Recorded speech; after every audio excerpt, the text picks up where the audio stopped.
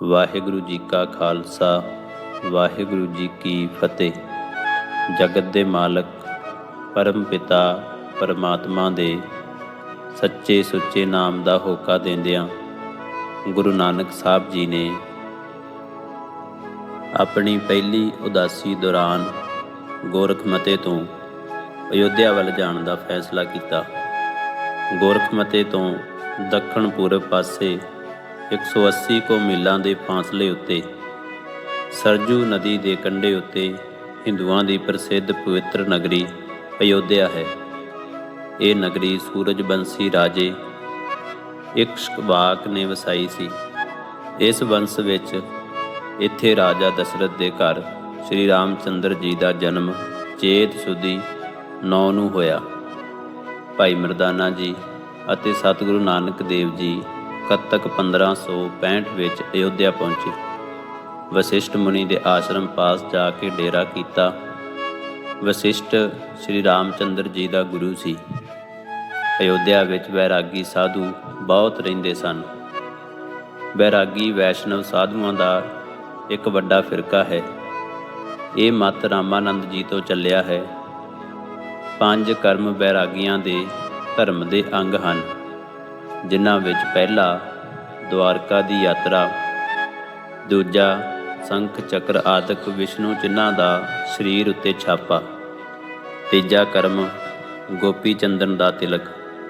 ਦੁਆਰਕਾ ਦੇ ਪਾਸ ਇੱਕ ਗੋਪੀ ਤਲਾਬ ਹੈ, ਜਿੱਥੇ ਕ੍ਰਿਸ਼ਨ ਜੀ ਦਾ ਦੇਹਾਂਤ ਹੋਣ ਉੱਤੇ ਵਿਯੋਗ ਦੇ ਦੁੱਖ ਨਾਲ ਗੋਪੀਆਂ ਨੇ ਪ੍ਰਾਣ ਤਿਆਗੇ ਸਨ। ਉਸ ਦੀ ਮਿੱਟੀ ਗੋਪੀ ਚੰਦਨ ਅਖਵਾਉਂਦੀ ਹੈ। ਵੈਸ਼ਨਵ ਸਾਧੂ ਇਸ ਦਾ ਤਿਲਕ ਲਾਉਂਦੇ ਹਨ। ਚੌਥਾ ਕਰਮ ਸੀ ਕ੍ਰਿਸ਼ਨ ਮੂਰਤੀ ਜਾਂ ਰਾਮ ਮੂਰਤੀ ਦੀ ਪੂਜਾ, ਅਤੇ ਪੰਜਵਾਂ ਕਰਮ ਤੁਲਸੀ ਮਾਲਾ ਦਾ ਧਾਰਨਾ। ਤੁਲਸੀ ਮਰੂਏ ਦੀ ਕਿਸਮ ਦਾ ਇੱਕ ਪੌਦਾ ਹੁੰਦਾ ਹੈ। ਇਸ ਦੇ ਪੱਤਰ ਕਫ ਨਾਸ਼ਕ ਅਤੇ ਭੁੱਖ ਵਧਾਉਣ ਵਾਲੇ ਹੁੰਦੇ ਹਨ। ਵੈਸ਼ਨਵ ਧਰਮ ਅਨੁਸਾਰ ਇਸ ਨੂੰ ਬਹੁਤ ਹੀ ਪਵਿੱਤਰ ਮੰਨਿਆ ਜਾਂਦਾ ਹੈ। ਸਾਲਗ੍ਰਾਮ ਦੀ ਪੂਜਾ ਤੁਲਸੀ ਤੋਂ ਬਿਨਾਂ ਹੋ ਹੀ ਨਹੀਂ ਸਕਦੀ। ਸਤਿਗੁਰ ਜੀ ਨੇ ਸਮਝਾਇਆ ਕਿ ਇਹਨਾਂ ਰੁੱਖਾਂ ਬੂਟਿਆਂ ਦੀ ਪੂਜਾ ਕਰਨ ਦੀ ਬਜਾਏ ਇਹਨਾਂ ਦੀ ਸਹੀ ਤਰੀਕੇ ਨਾਲ ਸੇਵਾ ਸੰਭਾਲ ਕਰਨੀ ਚਾਹੀਦੀ ਹੈ।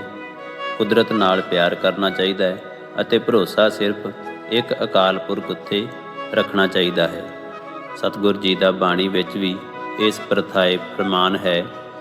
ਸਾਲ ਗ੍ਰਾਮ ਬੇਪੂਜ ਮਨਾਵੋ, ਸੁਕ੍ਰਿਤ ਤੁਲਸੀ ਮਾਲਾ, ਰਾਮ ਨਾਮ ਜਪ ਬੇੜਾ ਬਾਂਧੋ, ਦਇਆ ਕਰੋ ਦਇਆਲਾ, ਕਾਹੇ ਕਲਰਾ ਸਿੰਚੋ, ਜਨਮ ਗਵਾਵੋ, ਕਾਚੀ ਢਹਿਗ ਦੀਵਾਲ, ਕਾਹੇ ਗੱਜ ਲਾਵੋ।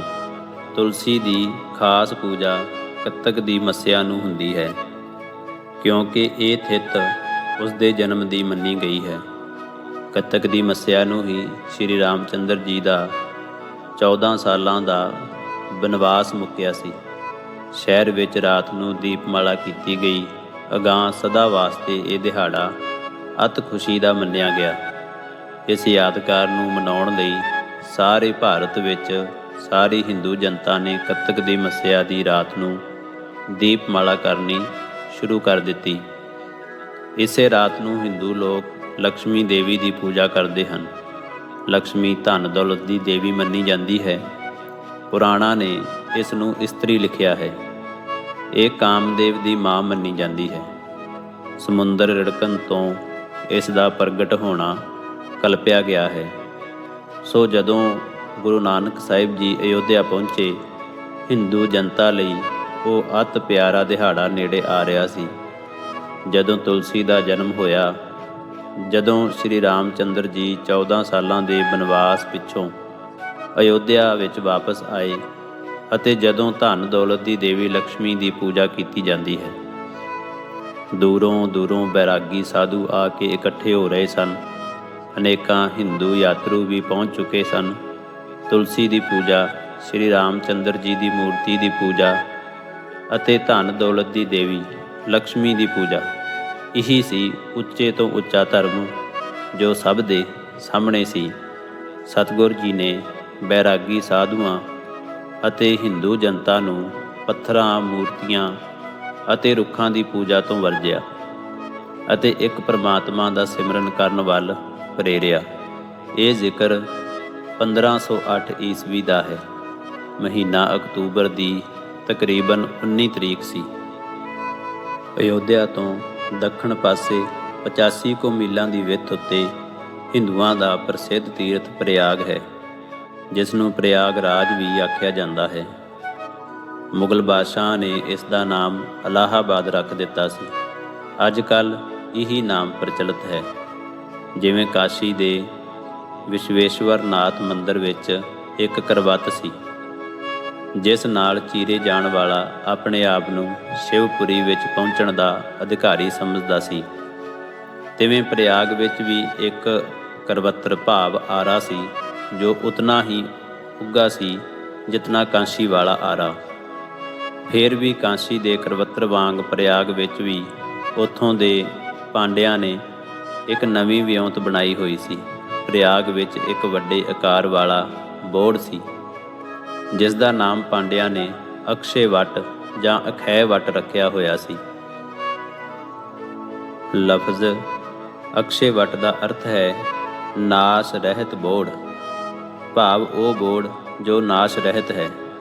ਇਸ ਬੋੜ ਬਾਰੇ ਪਾਂਡਿਆਂ ਨੇ ਇਹ ਪ੍ਰਚਾਰ ਕੀਤਾ ਹੋਇਆ ਸੀ ਕਿ ਜੋ ਮਨੁੱਖ ਆਪਣਾ ਸਭ ਕੁਝ ਦਾਨ ਕਰਕੇ ਇਸ ਬੋੜ ਉੱਤੋਂ ਡਿੱਗ ਕੇ ਮਰ ਜਾਂਦਾ ਹੈ, ਆਪਣੇ ਪ੍ਰਾਣ ਤਿਆਗ ਦਿੰਦਾ ਹੈ, ਉਹ ਅਮਰ ਹੋ ਜਾਂਦਾ ਹੈ ਅਤੇ ਉਸ ਨੂੰ ਮੁਕਤੀ ਪ੍ਰਾਪਤ ਹੁੰਦੀ ਹੈ। ਜਹਾਂਗੀਰ ਬਾਦਸ਼ਾਹ ਨੇ ਪਾਂਡਿਆਂ ਦੀ ਇਹ ਨਿਰਦਈ ਦੁਕਾਨ ਬੰਦ ਕਰ ਲਈ। ਉਹ ਬੋੜ ਕਟਵਾ ਹੀ ਦਿੱਤਾ ਸੀ।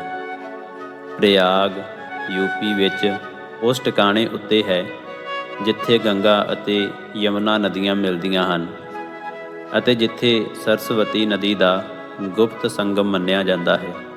ਇਸ ਨੂੰ ਤ੍ਰਿਵੇਣੀ ਕਿਹਾ ਜਾਂਦਾ ਹੈ, ਭਾਵ 3 ਪ੍ਰਵਾਹਾਂ ਦਾ ਇਕੱਠ। ਹਿੰਦੂ ਮਤ ਅਨੁਸਾਰ ਤ੍ਰਿਵੇਣੀ ਦੇ ਇਸ਼ਨਾਨ ਦਾ ਬੜਾ ਮਹੱਤਮ ਹੈ, ਖਾਸ ਕਰਕੇ ਮਾਘ ਮਹੀਨੇ ਦੀ ਸੰਗਰਾਂਦ ਨੂੰ। ਪੁਰਾਣਾਂ ਵਿੱਚ ਇੱਕ ਕਥਾ ਇਹ ਵੀ ਦਿੱਤੀ ਹੋਈ ਹੈ ਜੋ ਪ੍ਰਯਾਗ ਦੀ ਮਹੱਤਤਾ ਨੂੰ ਹੋਰ ਵਧਾਉਂਦੀ ਹੈ। ਸੰਖ ਵਿੱਚੋਂ ਜੰਮਿਆ ਹੋਇਆ ਇੱਕ ਸੰਖਾਸੁਰ ਨਾਮੀ ਦੈਂਤ ਵੇਦਾਂ ਨੂੰ ਲੈ ਕੇ ਸਮੁੰਦਰ ਵਿੱਚ ਜਾ ਲੁਕਿਆ ਸੀ। ਵਿਸ਼ਨੂੰ ਨੇ ਮੱਛ ਅਵਤਾਰ ਧਾਰ ਕੇ ਸੰਖਾਸੁਰ ਨੂੰ ਮਾਰਿਆ ਅਤੇ ਵੇਦ ਵਾਪਸ ਲਿਆ ਬ੍ਰਹਮਾ ਨੂੰ ਸੌਂਪ ਦਿੱਤੇ। ਬ੍ਰਹਮਾ ਨੇ 10 ਅਸ਼ਵਮੇਧ ਯੱਗ ਇੱਥੇ ਕੀਤੇ, ਇਸ ਕਰਕੇ ਇਸ ਦਾ ਨਾਮ ਪ੍ਰਯਾਗ ਪ੍ਰਸਿੱਧ ਹੋਇਆ। ਦੀਵਾਲੀ ਦੇ ਮੌਕੇ ਉੱਤੇ ਗੁਰੂ ਨਾਨਕ ਸਾਹਿਬ ਜੀ ਅਯੋਧਿਆ ਵਿੱਚ ਸਨ। 1508 ਈਸਵੀ ਦੇ ਅਕਤੂਬਰ ਮਹੀਨੇ ਦੀ 19 ਤਰੀਕ ਸੀ। ਮਾਘੀ ਦੇ ਮੌਕੇ 'ਤੇ ਤ੍ਰਿਵੇਣੀ ਦਾ ਇਸ਼ਨਾਨ ਹਿੰਦੂਆਂ ਵਾਸਤੇ ਬੜਾ ਮਹੱਤਵ ਰੱਖਦਾ ਹੈ। ਤਕਰੀਬਨ 27 ਦਸੰਬਰ ਨੂੰ ਮਾਘੀ ਸੀ। 2.25 ਕੁ ਮਹੀਨੇ ਰਹਿੰਦੇ ਸਨ। ਕੁਝ ਦਿਨ ਅਯੋਧਿਆ ਠਹਿਰ ਕੇ ਸਤਿਗੁਰੂ ਜੀ ਪ੍ਰਯਾਗ ਨੂੰ ਚੱਲ ਪਏ। ਹਿੰਦੂ ਜਨਤਾ ਨੂੰ ਤ੍ਰਿਵੇਣੀ ਦੇ ਇਸ਼ਨਾਨ ਦੀਆਂ ਤਾਂਘਾਂ ਲੱਗ ਗਈਆਂ ਸਨ। ਉਹ ਇਸ ਨੂੰ ਮਨੁੱਖਾ ਜਨਮ ਦਾ ਇੱਕ ਮਹਾਨ ਸ਼ੁਭ ਕੰਮ ਸਮਝ ਰਹੇ ਸਨ। ਅਯੋਧਿਆ ਤੋਂ ਪ੍ਰਯਾਗ ਦੇ ਰਸਤੇ ਵਿੱਚ ਆਉਂਦੇ ਪਿੰਡਾਂ ਦੇ ਹਿੰਦੂਆਂ ਦੀ ਸੁਰਤ ਤ੍ਰਿਵੇਣੀ ਇਸ਼ਨਾਨ ਵੱਲ ਵੇਖ ਕੇ ਸਤਿਗੁਰੂ ਜੀ ਨੇ ਕੀਰਤਨ ਦੇ ਰਾਹੀਂ ਹੀ ਉਹਨਾਂ ਲੋਕਾਂ ਨੂੰ ਇਹ ਸਮਝਾਉਣਾ ਸ਼ੁਰੂ ਕੀਤਾ ਕਿ ਪਰਮਾਤਮਾ ਦਾ ਨਾਮ ਹੀ ਸਭ ਤੋਂ ਉੱਤਮ ਤੀਰਥ ਇਸ਼ਨਾਨ ਹੈ। ਸਤਿਗੁਰ ਦੇ ਸ਼ਬਦ ਦਾ ਵਿਚਾਰ ਕਰਨਾ ਹੀ ਸਭ ਤੋਂ ਵੱਡਾ ਤੀਰਥ ਇਸ਼ਨਾਨ ਹੈ। ਇਸ ਦੀ ਬਰਕਤ ਨਾਲ ਮਨੁੱਖ ਦਾ ਮਨ ਪਵਿੱਤਰ ਹੋ ਜਾਂਦਾ ਹੈ ਅਤੇ ਇਸ ਨੂੰ ਹੀ ਸਹੀ ਜੀਵਨ ਦੀ ਸੂਝ ਪੈਂਦੀ ਹੈ। ਸਤਸੰਗ ਵਿੱਚ ਮਿੱਤਰ ਪ੍ਰਭੂ ਦਾ ਮੇਲ ਹੁੰਦਾ ਹੈ। ਸਤਸੰਗ ਹੀ ਤ੍ਰਿਵੇਣੀ ਦਾ ਇਸ਼ਨਾਨ ਹੈ। ਇਹ ਇੱਕ ਐਸਾ ਇਸ਼ਨਾਨ ਹੈ ਜੋ ਸਦਾ ਹੀ ਹਰ ਥਾਂ ਹੋ ਸਕਦਾ ਹੈ। ਸਤਿਗੁਰੂ ਜੀ ਨੇ ਆਖਿਆ, ਮਾਘ ਪੁਨੀਤ ਭਇਆ ਤੀਰਥ ਅੰਤਰ ਜਾਣਿਆ। ਤ੍ਰਿਵੇਣੀ ਦਾ ਇਸ਼ਨਾਨ ਕਰਨ ਲਈ ਮਾਘੀ ਦੇ ਮੌਕੇ ਉੱਤੇ ਦੂਰੋਂ ਦੂਰੋਂ ਅਨੇਕਾਂ ਹਿੰਦੂ ਪ੍ਰਯਾਗ ਆ ਇਕੱਠੇ ਹੋਏ। ਗੁਰੂ ਨਾਨਕ ਸਾਹਿਬ ਜੀ ਨੇ ਉਹਨਾਂ ਨੂੰ ਵੀ ਅਸਲੀ, ਸੁੱਚੇ ਅਤੇ ਸਦਾ ਹੋ ਸਕਣ ਵਾਲੇ ਤ੍ਰਿਵੇਣੀ ਇਸ਼ਨਾਨ ਦੀ ਜਾਚ ਸਿਖਾਈ। ਪਾਂਡਿਆਂ ਦੀ ਅਖੈ ਵਟ। ਭਾਵ ਬੋਹੜ ਦੇ ਰੁੱਖ ਵਾਲੀ ਮਿੱਥ ਲੋਕਾਂ ਵਾਸਤੇ ਬਹੁਤ ਵੱਡਾ ਭਰਮ ਸੀ, ਪਰ ਸਤਿਗੁਰੂ ਜੀ ਨੇ ਇਸ ਮਿੱਥ ਵੱਲੋਂ ਵੀ ਭੋਲੇ ਸ਼ਰਧਾਲੂਆਂ ਨੂੰ ਸੁਚੇਤ ਕੀਤਾ। ਇਹ ਜ਼ਿਕਰ ਸੰਨ 1508 ਦੇ ਦਸੰਬਰ ਦੇ ਅਖੀਰਲੇ ਦਿਨਾਂ ਦਾ ਹੈ। ਹਿੰਦੂਆਂ ਦਾ ਪ੍ਰਸਿੱਧ ਤੀਰਥ ਬਨਾਰਸ, ਜਿਸ ਦਾ ਦੂਜਾ ਨਾਮ ਕਾਂਸ਼ੀ ਹੈ, ਪ੍ਰਯਾਗ ਤੋਂ 65 ਕੁ ਮੀਲ ਪੂਰਬ ਵੱਲ ਹੈ। ਗੰਗਾ ਦੇ ਖੱਬੇ ਕੰਢੇ ਉੱਤੇ, ਗੰਗਾ ਦੇ ਉੱਤਰ ਵੱਲ ਕਾਂਸ਼ੀ ਸ਼ਿਵ ਜੀ ਦੀ ਨਗਰੀ ਹੈ। ਹਿੰਦੂਆਂ ਦੀਆਂ 7 ਪਵਿੱਤਰ ਪੁਰੀਆਂ ਵਿੱਚੋਂ ਇਹ ਇੱਕ ਪੁਰੀ ਹੈ। ਕਈ ਸਦੀਆਂ ਤੋਂ ਕਾਂਸ਼ੀ ਹੀ ਸੰਸਕ੍ਰਿਤ ਵਿੱਦਿਆ ਦਾ ਕੇਂਦਰ ਚੱਲਿਆ ਆਉਂਦਾ ਹੈ। ਬ੍ਰਾਹਮਣਾਂ ਨੇ ਸੰਸਕ੍ਰਿਤ ਦੀ ਵਿੱਦਿਆ ਆਪਣੇ ਹੱਥ ਵਿੱਚ ਰੱਖੀ ਹੋਈ ਸੀ। ਸੰਸਕ੍ਰਿਤ ਪੜ੍ਹਨੀ ਪੜ੍ਹਾਉਣੀ ਬ੍ਰਾਹਮਣਾਂ ਦਾ ਹੀ ਅਧਿਕਾਰ ਸਮਝਿਆ ਜਾਂਦਾ ਸੀ। ਇਸ ਦਾ ਕੁਦਰਤੀ ਨਤੀਜਾ ਇਹ ਸੀ ਕਿ ਵਿੱਦਿਆ ਦੇ ਗੁਣ ਦੇ ਕਾਰਨ ਬਾਕੀ ਵਰਣਾਂ ਦੇ ਲੋਕ ਬ੍ਰਾਹਮਣ ਦੀ ਪੂਜਾ ਮਾਨਤਾ ਕਰਦੇ ਸਨ। ਸ਼ਿਵ ਉਪਾਸਕ ਸ਼ਿਵਰਾਤਰੀ ਨੂੰ ਸ਼ਿਵ ਦੀ ਯਾਦ ਵਿੱਚ ਸਭ ਤੋਂ ਵਧੇਕ ਪਵਿੱਤਰ ਮੰਨਦੇ ਹਨ। ਜੋਗੀ ਲੋਕ ਇਸ ਸਮੇਂ ਦੂਰੋਂ ਦੁਰਾਡਿਓਂ ਕਾਂਸ਼ੀ ਪਹੁੰਚਦੇ ਜਾਂਦੇ ਸਨ। ਸ਼ਿਵਰਾਤਰੀ ਹਰ ਸਾਲ ਫੱਗਣਵਦੀ 14 ਨੂੰ ਆਉਂਦੀ ਹੈ। ਪੁਰਾਣਾਂ ਅਨੁਸਾਰ ਸ਼ਿਵ ਦੀ ਪਿਆਰੀ ਦੁਰਗਾ ਦੀ ਇਹ ਮੰਗਲਮਈ ਰਾਤ ਹੈ। ਸ਼ਿਵ ਨੂੰ ਪ੍ਰਧਾਨ ਦੇਵਤਾ ਮੰਨਣ ਵਾਲੇ ਇਹ ਉਤਸਵ ਬੜੇ ਚਾਅ ਨਾਲ ਮਨਾਉਂਦੇ ਹਨ। ਸੰਨ 1509 ਦੀ ਸ਼ਿਵਰਾਤਰੀ ਨੂੰ ਫਰਵਰੀ ਦੀ ਤਕਰੀਬਨ 19 ਤਰੀਕ ਸੀ। ਜਨਵਰੀ 1509 ਦੇ ਸ਼ੁਰੂ ਵਿੱਚ ਪ੍ਰਯਾਗ ਤੋਂ ਚੱਲ ਕੇ ਗੁਰੂ ਨਾਨਕ ਸਾਹਿਬ ਜੀ ਬਨਾਰਸ ਉਸ ਸਮੇਂ ਪਹੁੰਚ ਗਏ ਜਦੋਂ ਸ਼ਿਵਰਾਤਰੀ ਮਨਾਉਣ ਦੀਆਂ ਤਿਆਰੀਆਂ ਹੋ ਰਹੀਆਂ ਸਨ। ਬਨਾਰਸ ਦੇ ਲਕਸਾ ਮਹਾਲ ਵਿੱਚ ਜਾ ਡੇਰਾ ਕੀਤਾ।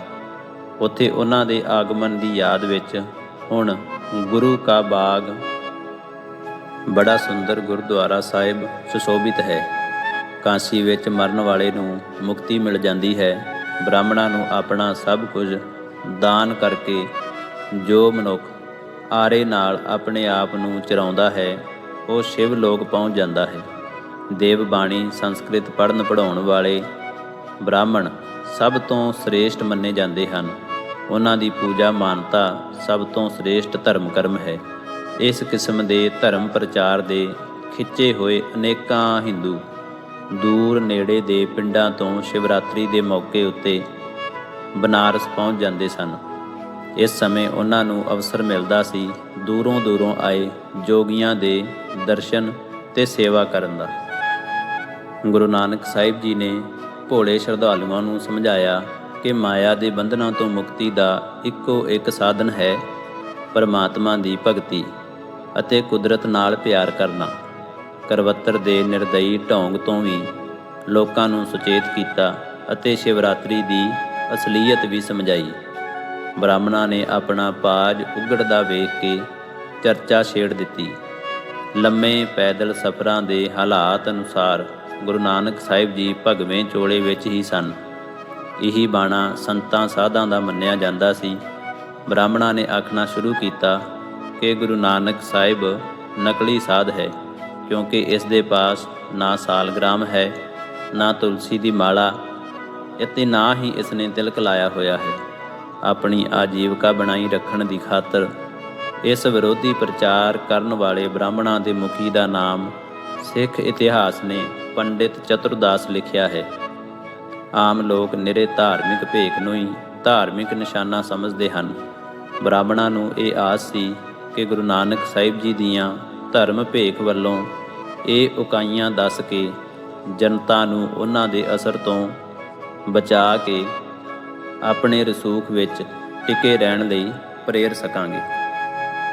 ਗੁਰੂ ਨਾਨਕ ਸਾਹਿਬ ਜੀ ਨੇ ਸਾਲਗ੍ਰਾਮ ਅਤੇ ਤੁਲਸੀ ਬਾਰੇ ਪੁਰਾਣਾਂ ਵਿੱਚ ਦਿੱਤੀਆਂ ਸਾਖੀਆਂ ਦਾ ਵੇਰਵਾ ਲੋਕਾਂ ਦੇ ਸਾਹਮਣੇ ਰੱਖਿਆ ਅਤੇ ਸਮਝਾਇਆ ਕਿ ਸਾਰੇ ਜਗਤ ਦੇ ਸਿਰਜਣਹਾਰ ਦਾ ਭਜਨ ਕਰੋ, ਆਚਰਨ ਉੱਚਾ ਬਣਾਓ, ਵਿਕਾਰਾਂ ਵੱਲੋਂ ਬਚੋ, ਵੈਰ ਵਿਰੋਧ ਛੱਡੋ। ਸਿਰਫ ਇਹੀ ਹੈ ਸਹੀ ਰਸਤਾ ਮਨੁੱਖਾ ਜੀਵਨ ਦਾ, ਜੋ ਮਨੁੱਖ ਦੇ ਇਸ ਲੋਕ ਅਤੇ ਪਰਲੋਕ ਨੂੰ ਸੁਧਾਰ ਸਕਦਾ ਹੈ। ਇਹ ਜ਼ਿਕਰ ਹੈ ਸੰਨ 1509 ਦਾ। ਫਰਵਰੀ ਦੀ ਤਕਰੀਬਨ 19 ਤਰੀਕ ਸੀ। ਸਤਿਗੁਰ ਜੀ ਦੇ ਪਿਆਰ ਵਿੱਚ ਭਿੱਜੇ ਬੋਲ ਸੁਣ ਕੇ ਦੂਰੋਂ ਦੁਰਾਡਿਓਂ ਆਏ ਹੋਏ ਸ਼ਰਧਾਲੂ ਸਤਿਗੁਰ ਜੀ ਦੇ ਮੁਰੀਦ ਬਣ ਗਏ ਅਤੇ ਸਤਿਗੁਰ ਜੀ ਦੁਆਰਾ ਦਿੱਤੀ ਹੋਈ ਸਿੱਖਿਆ ਨੂੰ ਹਮੇਸ਼ਾ ਲਈ ਆਪਣੇ ਜੀਵਨ ਦਾ ਅੰਗ ਬਣਾ ਲਿਆ। ਵਾਹਿਗੁਰੂ ਜੀ ਕਾ ਖਾਲਸਾ, ਵਾਹਿਗੁਰੂ ਜੀ ਕੀ ਫਤਿਹ।